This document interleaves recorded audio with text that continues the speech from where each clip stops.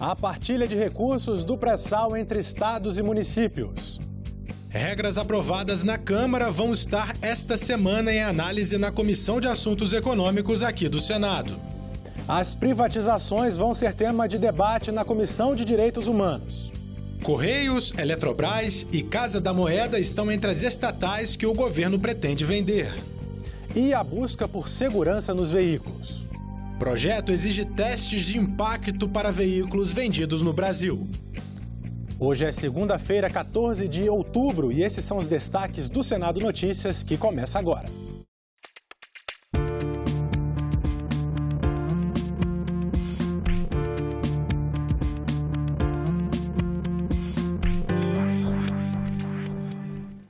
Olá, um bom dia para você. A divisão de recursos do pré-sal entre estados e municípios aprovada pela Câmara é um dos destaques desta semana aqui no Senado. Vamos então conversar com a repórter Dinalva Ferreira, que tem outras informações sobre os destaques da semana. Bom dia, Dinalva. Bom dia, Tiago. A expectativa é de uma semana cheia aqui no Senado e também importante para a reforma da Previdência. A votação da proposta não está na pauta, a previsão é votar no dia 22, semana que vem. Mas, para que essa votação aconteça, é preciso que a CAI, Comissão de Assuntos Econômicos, que tem reunião na terça-feira, analise e vote o projeto da cessão onerosa, aquele projeto que divide recursos do pré-sal com estados e municípios e que foi aprovado pela Câmara na semana passada. É uma proposta do Pacto Federativo, a divisão desses recursos vinha sendo reivindicada pelos governadores e foi uma condição colocada por senadores de vários estados para votar a reforma em segundo turno. Eu preparei uma matéria sobre isso. Vamos ver? O acordo para a distribuição dos recursos do pré-sal com estados e municípios abriu caminho para que a votação em segundo turno da reforma da Previdência avançasse no Senado. O texto aprovado pela Câmara nesta quarta-feira assegura que 30% dos recursos do mega leilão do excedente do pré-sal, marcado para o dia 6 de novembro, sejam divididos entre estados e municípios. A divisão desses recursos era uma reivindicação dos governadores e vinha sendo cobrada por um grupo de senadores como uma condição para a votação em segundo turno da reforma da Previdência. Eu apresentei emendas no primeiro turno e vou reapresentá-las agora no segundo turno e, inclusive, naturalmente, vamos também fazer destaques. Cada partido, na forma proporcional, terá o direito a apresentar os seus destaques. O texto que será votado em segundo turno pelo Senado mantém os pontos principais do que foi aprovado pelos deputados. Mas a proposta sofreu algumas alterações. Foi retirada do texto, por exemplo, qualquer mudança relacionada ao BPC, benefício de prestação continuada, pago a idosos e deficientes em situação de pobreza. As mudanças no pagamento do abono salarial também foram retiradas e ficou garantido que nenhuma pensão por morte será menor que um salário mínimo. A proposta terá que passar por mais 2 sessões de discussão antes da votação em segundo turno. O acordo feito com os líderes é para que essa votação aconteça no dia 22 de outubro. Olha, esse projeto de divisão dos recursos do pré-sal ainda não está na pauta oficial da comissão. Lá consta apenas a sabatina de um indicado para a diretoria do Banco do Brasil. Mas isso não significa que ela não possa entrar na pauta, até porque faz parte de um acordo feito pelos líderes e pelos presidentes das duas casas na semana passada. O líder do governo, senador Fernando Bezerra, explica como vai ser feita a divisão dos recursos. A partilha para os municípios fica preservado o critério do FPM e os prefeitos que irão receber esses recursos da cessão onerosa poderão aplicar tanto para o equilíbrio das contas previdenciárias, como também aplicar para investimentos. Os 15% serão destinados aos estados. O critério de partilha será 2/3 pelo critério do FPE, para beneficiar os estados do Norte e Nordeste, e 1/3 pelo critério do FEX e da Lei Candir, para beneficiar mais os estados exportadores e produtores. Os recursos que forem transferidos aos estados brasileiros terão que ser utilizados para o equilíbrio das contas previdenciárias. E, na sequência, em havendo disponibilidade para investimentos e para também honrar os pagamentos de precatórios de pessoas físicas, sobretudo de pensões alimentares. É isso aí, Tiago. Daqui a pouco eu volto com a agenda das outras comissões do Senado para esta semana. Edinalva, até já. E sobre o projeto de lei de partilha do pré-sal, nós vamos conversar agora ao vivo com o consultor do Senado, Luiz Alberto da Cunha Bustamante. Muito obrigado pela sua presença, consultor. Bom dia, Tiago. Bom dia aos espectadores da TV Senado. Vamos recuperar um pouquinho dessa riqueza que o Brasil tem, o petróleo da camada pré-sal. Quando que ele foi descoberto e de que maneira, então, à época, os governantes decidiram explorar essa camada? O primeiro poço que atingiu a camada do pré-sal, ele foi perfurado em 2006. Já havia uma série de evidências geofísicas que mostravam a possibilidade de uma camada muito produtiva nessa região. E a partir então da descoberta do pré-sal, começou a ser questionado o regime de exploração naquela região e terminou em 2010 com uma nova lei, a Lei da Partilha, aplicada só ao chamado polígono do pré-sal, que é diferente do regime de concessão que é aplicado em outras regiões do Brasil. Explica um pouquinho, como é que era esse modelo que vinha sendo colocado até então, a partilha? Bom, antes do regime de partilha era o regime de concessão. A empresa petroleira era proprietária do petróleo e pagar royalties e participação especial ao Estado. Com o regime de partilha, uma parte do lucro do campo é pago em petróleo para a União. Existe algum tipo de monopólio da Petrobras nesse tipo de exploração? Não existe monopólio. O que existe é a preferência. A Petrobras ela pode exercer o direito de preferência naqueles blocos que lhe interessar. Então, ela participará obrigatoriamente da exploração nesses blocos. Certo. Aí tem a questão da cessão onerosa. Explique um pouquinho para a gente o que seria. A cessão onerosa foi um terceiro regime que foi criado especificamente para capitalizar a Petrobras, para iniciar a exploração no pré-sal. E o governo cedeu, então, 5 bilhões de barris de petróleo de determinados blocos, de determinados campos para a Petrobras. Mas se descobriu, depois de uma série de perfurações, que havia mais petróleo do que aqueles 5 bilhões que haviam sido cedidos à Petrobras. Então, agora vai ser feito um leilão desses excedentes da cessão onerosa, que vai ser no regime de partilha de produção. E aí esses recursos, então, são usados do resultado do leilão, parte para indenizar a Petrobras? Exato. Quando da cessão onerosa, a Petrobras pagou um certo valor pelos barris de petróleo, por aqueles 5 bilhões de barris que eu mencionei. Porém, desde que foi assinado o contrato da cessão onerosa para os dias de hoje, houve uma queda no preço do barril de petróleo. Então, a Petrobras vai receber uma parte do dinheiro que ela pagou na ocasião, em 2010, para compensar essa queda no preço do petróleo. E como entram os recursos para os estados e municípios? Que eles discutiram bastante isso na Câmara dos Deputados. Bom, o que está sendo discutido é o bônus de assinatura, a distribuição do bônus de assinatura. Se os 4 blocos que vão ser leiloados forem arrematados, vai ser recolhido em torno de 106,6 bilhões de reais. Então, esse dinheiro vai ser tirado uma parte, que é para pagar a Petrobras, alguma coisa em torno de 34, 35 bilhões de reais, e a diferença vai ser rateada, 15% municípios, 15% estados, 3% para o estado confrontante, no caso é o Rio de Janeiro, que fica em frente aos... Estado produtor, né? Chama produtor, mas na verdade é confrontante, né, de fato, né, porque a produção é no mar territorial. Perfeito. E 67% para a União. Perfeito.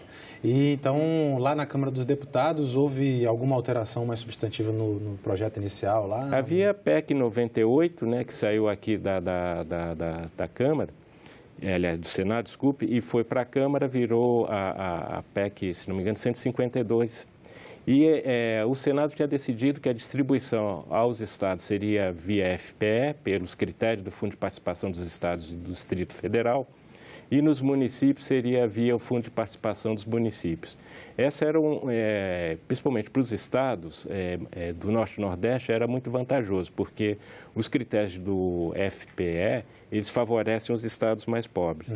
Contudo, na Câmara, como a representação dos estados do Sul, Sudeste e Centro-Oeste é maior, se conseguiu uma distribuição mais equânime, né? Favorecendo um pouco mais os estados do Sul, Centro-Oeste e Sudeste. Mais pulverizada, no caso. Isso, distribuiu melhor os recursos, então 2/3, segundo como havia sido decidido no Senado, segundo o FPE, e 1/3 usando critérios da Lei Candir e de um fundo de apoio à exportação que favorece, então, esses estados do Centro-Sul. Agora, o projeto até tramitou de maneira rápida, né? Até porque está, como a gente viu na reportagem, implicada a questão da reforma da Previdência e negociações políticas. Há dois aspectos aí que contribuíram para essa rápida aprovação do projeto na Câmara. Primeiro é que o leilão já está marcado 6 de novembro, está em cima da hora, né? E o segundo foi porque vários senadores colocaram a aprovação dessa distribuição dos recursos do bônus de assinatura como pré-condição para a votação do segundo turno da Previdência, reforma da Previdência. A gente percebeu que, apesar de o projeto ainda não constar na pauta da Comissão de Assuntos Econômicos, toda a estrutura do Senado está trabalhando para que possa ser apresentado um relatório amanhã. Exatamente. Esse é o esforço, acredito que o mais provável é que esse projeto surja como extra-pauta na pauta da Comissão de Assuntos Econômicos. Deve ser votado regime de urgência e amanhã mesmo já vai a plenário. Consultor, quem é o relator do projeto aqui? Como é que andam aí os trabalhos? Você está participando também da redação do relatório, né? O relator é o presidente da CAI, o senador Omar Aziz, e naquilo que ele tem demandado, a gente tem ajudado na preparação da minuta do relatório. E o senhor acha que haverá interesse nesse leilão do dia 6 de novembro? Como é que está essa questão do petróleo brasileiro hoje? Ele, no mercado internacional, ele tem atração?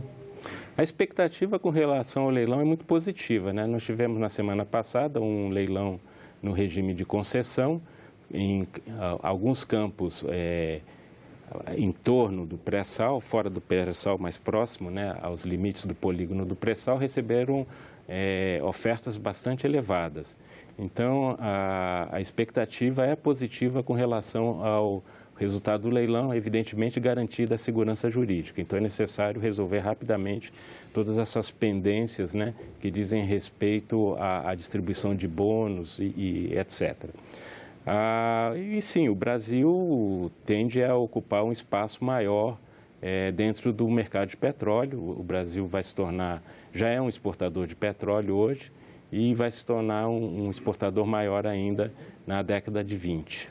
Tá certo. Então, consultor, muito obrigado pela sua presença. Nós vamos acompanhar amanhã a votação na Comissão de Assuntos Econômicos. Eu que agradeço o convite. Bom dia a todos. Bom dia. Agora vamos passar para outro assunto. O governo Bolsonaro arrecadou até o momento cerca de 96 bilhões de reais com privatizações e desinvestimento.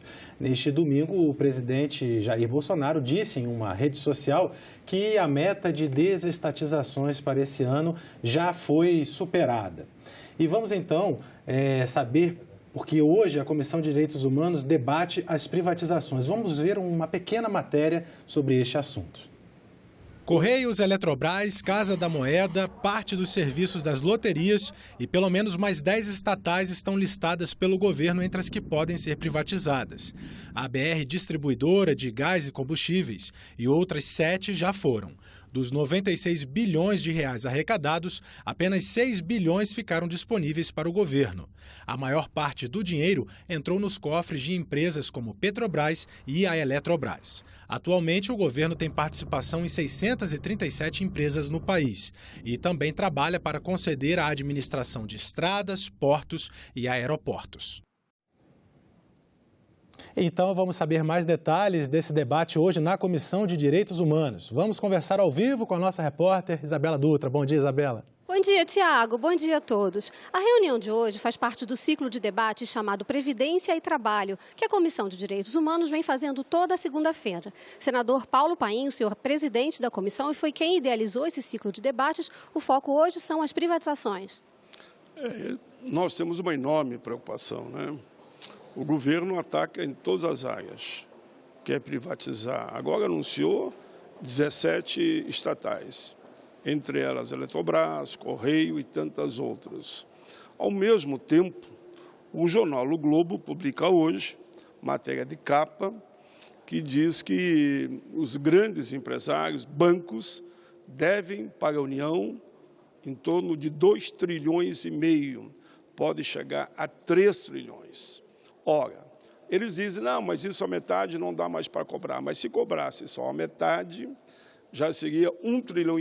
Dá muito mais do que aquilo que eles querem economizar em 10 anos, que falam que vai ser 900 bi. Ao mesmo tempo, prova que não é preciso entregar estatais que estão dando lucro, entre elas parte da rede da própria Petrobras e o exemplo que eu dei aqui dos Correios. Por isso que esse debate é muito importante. Eles poderiam dizer, não, mas isso resolve, sei lá, no ano e daí para frente. É só combater a sonegação, a corrupção, parar de dar perdão de dívida e desviar o dinheiro. Se isso acontecer, nós teríamos, no ano, o que eles pretendem arrecadar em 10, nós podemos arrecadar todo ano, que seria em torno de 900 bi. Quais são os maiores impactos que o senhor acredita que as privatizações possam causar na sociedade? Desemprego, arroxo nos empregados, salarial, e ainda o aumento de custo, porque ninguém compra um serviço estatal para privatizar, para vender mais barato. Isso não acontece, é só ver a história do nosso país. Quem vai pagar a conta da Previdência é o aposentado e o trabalhador brasileiro, da área pública e da área privada, e das estatais é toda a sociedade. No fundo, não tem Papai Noel, é o consumidor que vai pagar. Tem algum exemplo de estatal privatizada que possa mostrar isso que o senhor está falando? Por exemplo, a Vale do Rio Doce. Só lembrar da Vale do Rio Doce. Foi entregue por Bacatela, hoje ela vale quase 10 vezes mais o valor que tínhamos antes. Senador, e como que o debate de hoje pode contribuir para isso? Olha, o debate de hoje vai demonstrar que não há necessidade de entregar as estatais, principalmente elas que são lucrativas. O Correio é lucrativo. Alguém tem dúvida que a Petrobras e a sua rede são lucrativas? Uma questão somente é de gestão, de fiscalização e de fazer um trabalho correto na administração. Se isto acontecer, não precisa privatizar. E o debate de hoje aponta nesse sentido. Não gera desemprego, não vai passar conta do consumidor e o governo pode muito bem, sim, dirigir, coordenar, principalmente as estatais que dão lucro. Eu não sou daqueles que dizem que nada pode ser privatizado. Tem que ser privatizado aquilo que efetivamente, fazendo uma retrospectiva histórica, está dando prejuízo, que não é o caso da maioria das estatais que o governo já anunciou. E quem o senhor convidou para participar hoje? Representantes de trabalhadores, de governo? Nós sempre convidamos representantes dos trabalhadores, dos empresários e do governo. Mas quem tem culpa no cartório não vem, né? Infelizmente, inúmeras vezes só vem representante dos trabalhadores, porque esses estão diretamente interessados nesse debate. Mas todo o setor empresarial, e mesmo quem vier do governo, seja do Ministério da Economia, seja do Ministério do Trabalho, da Previdência, da Fazenda, enfim, quem vier será bem atendido aqui na comissão. Senador, e vai ser uma audiência interativa, então as pessoas podem participar, né? O senhor está estimulando a participação das pessoas. Com certeza. Você que está em casa assistindo nesse momento essa nossa conversa aqui, está convidado a participar. Pelo e-Cidadania, você liga ou manda qualquer tipo de comunicação pela rede da internet que nós temos hoje, você depois anuncia, então, que a pergunta vai direto para os debatedores. Eu leio e eles respondem para você aí na sua casa. Certo. Muito obrigada, senador. Tenha um bom dia. E se você quiser aceitar o chamado do senador, o convite do senador e participar desse debate, você pode enviar suas perguntas para o nosso site senado.leg.br/ecidadania ou também pode enviar perguntas e comentários pelo telefone do Alô Senado, 0800 61 22 11. Tiago. Obrigado, Isabela. Vamos saber agora o destaque de outras comissões que se reúnem nesta semana. Voltamos então a conversar com a nossa repórter Dinalva Ferreira. Dinalva, é com você. Oi, Tiago. Olha só, na terça-feira, a Comissão de Direitos Humanos vai fazer audiência pública para debater o projeto de educação domiciliar. É aquele projeto do senador Fernando Bezerra que permite que pais ou responsáveis possam cuidar da educação dos filhos em casa. Na terça à tarde, tem votação do relatório da Comissão Mista que analisa a medida provisória que prevê pensão para crianças com microcefalia vítimas do Zika vírus e que nasceram entre janeiro de 2015 e dezembro de 2018. Na quarta-feira, 10 comissões previstas. A Comissão de Constituição e Justiça faz 2 reuniões. Uma para votar matérias e outra para debater a chamada PEC paralela, que, entre outros pontos, inclui estados e municípios na reforma da Previdência. Foram convidados professores, economistas e representantes do governo. A CAIS, Comissão de Assuntos Sociais, que também se reúne na quarta, tem um projeto importante para a área da saúde. É o que destina 1% da renda das loterias para as secretarias de saúde dos estados e do Distrito Federal. Entre as reuniões previstas para a quinta-feira, a gente pode destacar aí, Tiago, uma audiência pública que vai acontecer na Comissão de Agricultura para debater as novas diretrizes estabelecidas pelo governo para desenvolvimento da pesca e do turismo. Um tema importante, principalmente nesse momento, com essa questão ambiental do óleo que se espalha pelo litoral brasileiro e que com certeza traz prejuízos tanto para a pesca quanto para o turismo. E esse assunto deve ser levantado durante a audiência pública. É isso aí, Tiago. Esses são os destaques da semana. Voltamos com você. Muito obrigado, Dinalva. O governo federal anunciou recentemente o programa Futurice, com o objetivo principal de captar recursos privados para as universidades federais. O senador Chico Rodrigues apresentou requerimento para debater o Futurice em uma série de audiências públicas e fala sobre esse assunto na nossa entrevista de hoje. Olá! O programa Futurice do Ministério da Educação, voltado para as instituições federais de ensino superior, é tema de um ciclo de audiências públicas do Senado. E nós vamos conversar sobre o assunto com o senador Chico Rodrigues, do Democratas de Roraima, que é autor de requerimento para a realização dos debates. Seja bem-vindo, senador. Muito obrigada pela presença. Opa, muito obrigado. Eu que agradeço. Senador, o Futurice, o projeto, ele pretende dar financiamento e melhorar o gerenciamento nas instituições federais de ensino superior. Ele foi lançado em julho, é uma minuta de projeto, né? Foi aberta uma consulta pública ainda, mas a Comissão de Educação já está realizando esse ciclo de debate. O senhor, inclusive, apresentou um requerimento, né, para ouvir reitores de universidades, né? Qual a avaliação preliminar que o senhor faz da proposta do governo? Olha, eu entendo que o Brasil precisa, na verdade, agregar valor nos recursos e que sejam encontradas receitas para o financiamento, principalmente do ensino superior. E lógico que esse grande debate que estará sendo iniciado na próxima semana já demonstra a preocupação que nós congressistas temos para que possam ser atendidos milhares e milhares de estudantes que não têm condições de se manterem se não for através de um financiamento. Então, os recursos privados, principalmente, eles são fundamentais para que nós possamos dar oportunidade àqueles jovens que, na verdade, formam o capital intelectual do nosso país para os próximos anos, as próximas décadas. Então, esse é um programa que eu acho que o desenho, inclusive, que foi apelidado de Futurice, né, pelo governo, tem, obviamente, essa característica que eu considero importantíssima, né? E aí nós vamos criar a perspectiva e essas receitas que vão ser advindas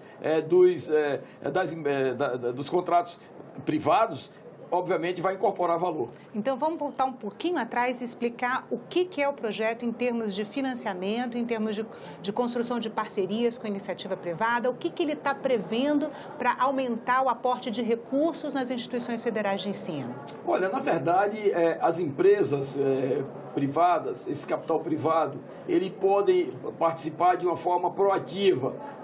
Assim você vai fazer um desenho em que o jovem tenha acesso tanto à parte o ensino diretamente, né, o ensino, a formação acadêmica diretamente, como também a área de pesquisa, porque os recursos no Brasil hoje, eles são muito escassos, né, e são basicamente recursos do FPE, recursos para o Fundo de Participação dos Estados. Participação dos Estados, no caso das universidades estaduais, recursos do Orçamento Geral da União, para as universidades federais, né? E as universidades privadas também devem, na verdade, ter acesso a esses recursos para que o jovem que passe a universidade privada, ele possa ter esse financiamento garantido e ele fazer seu curso aí tranquilo para, na verdade, depois de aquele período do curso regular, ele possa estar pronto para o mercado e, na verdade, sem aquelas dificuldades e aquele fantasma que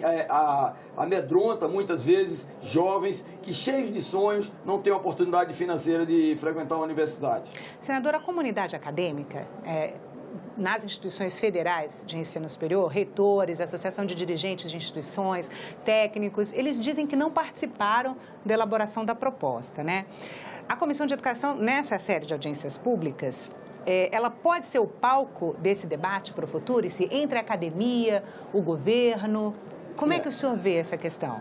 Correto. Eu diria que ainda há tempo, obviamente, que essas audiências públicas, elas são ricas porque elas incorporam a experiência de professores, de doutores, inclusive a massa crítica da universidade, aqueles formuladores de políticas públicas na área da educação que podem, obviamente, enriquecer esse projeto do governo federal, do Ministério da Educação. Ele não é um projeto definitivo, ele é uma forma em que o governo, preocupado com esse acesso e esses financiamentos às universidades, possa, na verdade, com as contribuições que advirem dessas audiências públicas, serem incorporados e aí sim nós fazermos um projeto pronto e acabado, perfeito para ser aprovado e implantado no nosso país. Senador, hoje muitas instituições de ensino superior declaram não ter recursos para dar conta de terminar esse segundo semestre de 2019, né? O projeto Futurice, ele em princípio só renderia frutos para a universidade daqui a alguns anos, né? Como o senhor vê esse impasse que as universidades estão passando atualmente? Olha, veja, o país está passando por dificuldades financeiras do conhecimento de todos, mas eu entendo que especificamente nas áreas de saúde e educação, esses recursos não faltarão para encerrar o ano letivo. Então, eu quero dar uma tranquilidade para a população, um esforço ingente que o governo federal está fazendo, o Ministério da Economia procurando, por todos os meios, dar um certo equilíbrio nas contas, mas ter as receitas próprias para esses dois segmentos importantes, como eu falei, né? Tenham realmente a garantia dos recursos até o final do ano. Claro que tem que o que nós temos que... O governo já prometeu descontingenciar uma parte dos exatamente. recursos. Pois eu acho que a perspectiva desse final de quarto trimestre, ela realmente já é mais promissora, alvissareira, né? E eu tenho certeza que não haverá problema para encerrar o ano e os recursos, sim, chegarão na hora certa, para que nós possamos fazer com essas universidades tenham toda a estrutura, todos os meios que precisam para oferecer aos seus alunos, ao seu corpo docente e discente, obviamente, condições, na verdade, de funcionamento e conclusão do ano. Senadora, eu queria falar de um tema que gerou polêmica no projeto, né? Porque o governo diz que o Futurice pretende fortalecer a autonomia administrativa, financeira e de gestão das instituições federais de ensino superior. Em audiência pública, na Comissão de Educação, já nesse ciclo de debate, vários reitores disseram que, na verdade, o Futurice ele representa uma ameaça à autonomia das universidades, especialmente na gestão, né? Como é que o senhor avalia essa questão? Olha, eu não entendo absolutamente como uma ameaça. Se você vai agregar valor com a inserção de mais recursos, com a elevação de receita, não tem nenhuma ameaça. É como se, na verdade, o governo estivesse criando um problema para se ver livre do financiamento da da Educação. E é absolutamente o contrário.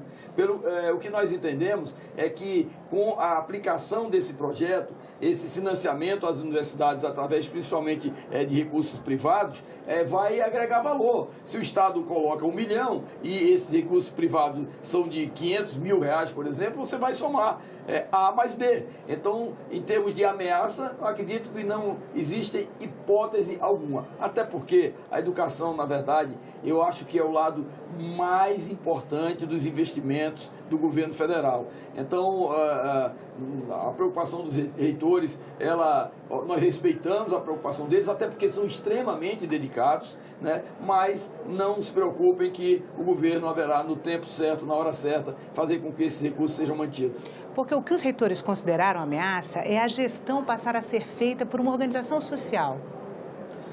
Olha, essa questão de gestão através de uma organização social, eu particularmente acho que não está definida ainda. Para isso é que estão sendo realizadas as audiências públicas, para isso é que os relatores estão, na verdade, se debruçando sobre as informações e num processo de sucção natural de informações que, através de um colegiado, possa fazer a interpretação clara da aplicação desses recursos. Então, o senhor acha que o projeto vai mudar quando ele chegar ao Congresso? Sim, eu acho que vai ter muitas mudanças. Inclusive, alertei no Ministério da Educação alguns que participaram da elaboração que vai ter muitas mudanças. Isso é saudável, porque nada é definitivo na vida, né? Inclusive, nessa área tão sensível, com tantos professores, com tantos formuladores de políticas de educação no país, de altíssimo nível, nós não podemos, na verdade, trazer uma receita pronta para que seja votada no Congresso. Isso é claro, é óbvio. Senador, muito obrigada pela entrevista. Nos últimos 10 anos, os acidentes no trânsito deixaram mais de 1,6 milhão de brasileiros feridos. Para deixar os veículos mais seguros, um projeto aprovado na Comissão de Constituição e Justiça define que os veículos novos passem por teste de impacto antes de serem vendidos. A proposta ainda precisa passar por turno suplementar de votação na comissão. A cada 1 hora, 5 pessoas morrem vítimas de acidentes de trânsito. Fatos como este colocam o Brasil na 5ª posição entre os países com maior número de vítimas de trânsito. Entre 2009 e 2018, os acidentes no trânsito deixaram mais de 1,6 milhão de brasileiros feridos e representaram um custo de cerca de 3 bilhões para o Sistema Único de Saúde. A seguradora Líder, que administra o seguro obrigatório DPVAT, mostra que no mesmo período foram mais de 485 mil indenizações por mortes no trânsito em todo o Brasil. Para comparar, a guerra da Síria deixou mais de 360 mil mortes desde 2011, quando foi iniciada. Para melhorar a segurança dos veículos, o Senado aprovou um projeto que determina que só vão poder ser vendidos no Brasil carros e caminhonetes que alcançarem resultados mínimos em testes de impacto. Os veículos importados que tenham sido submetidos a testes de impacto em seu país de origem estão dispensados de nova avaliação. Esse projeto ele vem suprir uma carência na legislação ou omissão na nossa legislação que não trata dessa questão. Os veículos são vendidos no país sem passar por esse teste de impacto, que traduz na maior segurança desses veículos em circulação em nosso país. E isso é um estímulo à indústria automobilística a ter esse cuidado, a dar um tratamento ao brasileiro, mesmo que é dado aos países desenvolvidos do mundo. Ou seja, a segurança das pessoas está acima de tudo. Isso não vai ser para todos os veículos, apenas para veículos novos de passeio. Vão ser sorteados aleatoriamente o veículo, a montadora, e aí vai ser feito esse teste de impacto, de colisão mesmo, para ver se ele oferece as seguranças que ele vende para o consumidor. Isso, o ônus vai ficar com as montadoras e isso vai ter esse selo de qualidade para que o consumidor efetivamente saiba que o que ele está adquirindo vai efetivamente proporcionar sua segurança. A pontuação alcançada no teste vai ser fixada no para-brisa do veículo à venda e deve ser exibida em anúncios impressos de TV ou internet. Todo esse procedimento vai ser regulamentado pelo Conselho Nacional de Trânsito, o CONTRAN. porque a segurança do sistema viário é um direito de todos, mas é dever do Estado. E esse projeto vem com um único objetivo: defender o principal bem jurídico que deve ser protegido, que é a vida humana, o respeito à integridade física e à saúde. E nós ficamos por aqui. Você pode rever as reportagens desta edição na nossa página na internet, senado.leg.br/TV. E muito obrigado pela sua companhia e até a próxima.